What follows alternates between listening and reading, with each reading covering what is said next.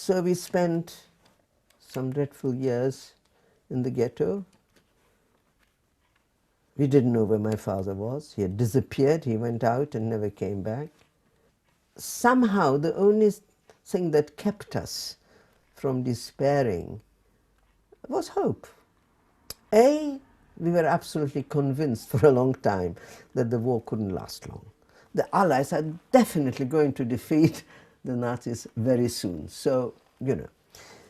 And we didn't think of an annihilation program. We just know that they surrounded some people and they shot some people, but somehow hope persisted. It's strange how people hope against hope, but we did. So we were hungry, we were frightened, we had to do a lot of hard labor. They took brigades out to the airport where they were doing a lot of hard building work. People who had never done any physical work in their lives, you know. It took its toll on health, on morale, of course. Then I met Joseph. And Joseph was an extraordinary sort of person that my cousin, Irena, had met, and she said to me, you know, you've got to meet him. He is extraordinary. He's got food, but, you know, he's got food, he's got records, he's got a gramophone. You know what is it called? It isn't called a gramophone anymore. It was called a gramophone then. There's lots of nice classical records. You must meet him. So, of course, that was all very interesting, and I did meet Joseph, and I said, he said, well, being extraordinary, of course, he didn't live in those congested, we were all herded into very, very congested circumstances. Like we lived in 2 rooms with there were 3 families living in the 2 rooms. He wasn't going to do that. He built himself, he erected a tent in a vegetable garden. And one day we were walking and he said, will you come to my tent? See me in my tent, you know, I want to introduce you to my tent. And I said, yeah, sure, I'll come, but you need to bring me a bottle of vodka and the 4th Symphony, Tchaikovsky's 4th Symphony, and then I'll come. You know, it was like saying, you know, reaching for the moon, bring me the moon. And about 2 weeks later, Alec was our little messenger boy. He brought me a little note from Joseph saying, I've got both. So we had a very nice, so he had a primus stove and eggs and sausage and butter and bread, and we cooked and we ate and we drank vodka. No, I'm sorry, I must correct myself. I drank vodka. And at some point Joseph said, how about me, a bit of vodka? I said, you? I said, I wanted a bottle of vodka. Did you bring another bottle? And he said, no, but surely you're going to share it with me. I said, no way, no way. So I drank all the bottle of vodka. It wasn't a very large one, it was a small bottle. And we had a fabulous time, and I was stone sober, and Joseph was very gentlemanly and very nice, and we parted good friends. And Irena was vindicated. He was an extraordinary person. Joseph, unlike so many others who hoped against hope, was absolutely sure that we were going to be exterminated. And we had to, if we wanted to stay alive, we needed to somehow get out of this hellish ghetto. My mother, by the way, incidentally, also believed that.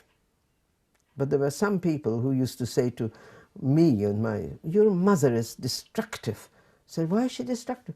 She says that we're all going to get killed. This is people like your mother who are creating panics, who are going to be the destruction of the ghetto. See how different people's perceptions were. But Joseph knew, and my mother knew, but I didn't want to leave my mother. And Joseph was building this, he said he had got a hiding place where he had planned to take his mother, and he would take me too, and I was to come with them, get married and go into hiding. I said I couldn't go because I couldn't leave my mother and my brother.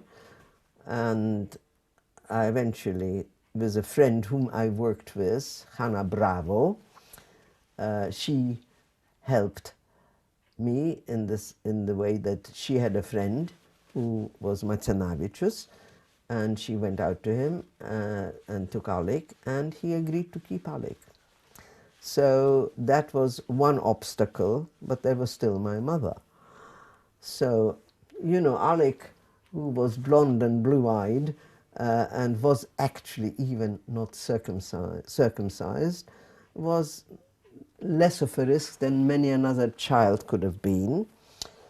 But they were, even so, they were heroes, the Macanavicius, because people said, where does this child suddenly come from? You know? But they were steadfast, and they kept him through the dangers. And Alec was as safe as anybody could be in a war-torn Lithuania.